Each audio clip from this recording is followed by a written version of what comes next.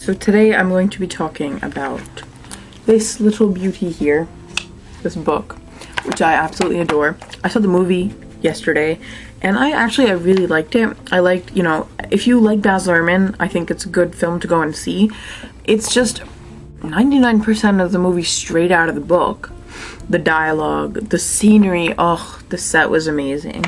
Little things irked me here and there, not at all like his filming quality, nor the characters, the storyline, etc. Just a couple of the effects, like some scenes, because there's a lot of narration and some of it, obviously you can't give a scene. So we beat on boats against the current, borne back carelessly into the past. Those kind of things, they kind of very strangely just put the type font in on the screen, and I didn't like that because it could have been done really well. There was a scene and then they'd flash to the other end of the lake, and at the beginning that was really cool, and then at some point it got very tiring.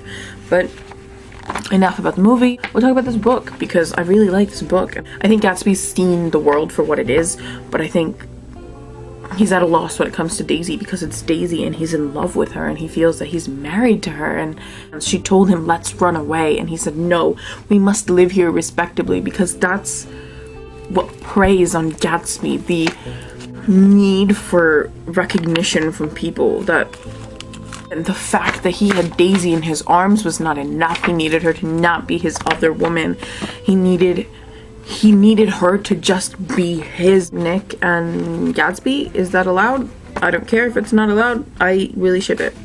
I mean, look, this is actually one of the few books, I didn't even do this for class, I read this on my own. I feel sometimes I kind of get really pissed when people like fold corners and dog-ear books and like highlight in them and write in them, but sometimes I think a good book really needs that. I'm actually looking to buy another copy of Tiffio's just so I can do that. Look, I've highlighted, I've like, can I ship it? I've done a lot. I think my favorite scene has to be this one. You can't repeat the past. Can't repeat the past, he cried incredulously. Why, of course you can. He looked around him wildly as if the past were lurking here in the shadow of his house, just out of reach of his hand. I'm going to fix everything, just the way it was before, he said, nodding determinedly. She'll see.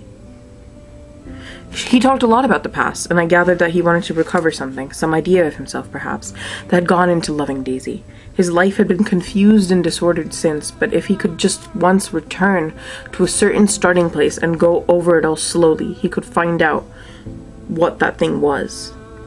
Gatsby is just so wonderfully written because Gatsby is, in all essence, has been trained to be an Oxford man, but something about this girl, something about this Daisy Buchanan, she's not worth his sacrificing everything for, but just this girl turns him into a child. Just this girl turns him into someone like, no, she never loved you, she always loved me.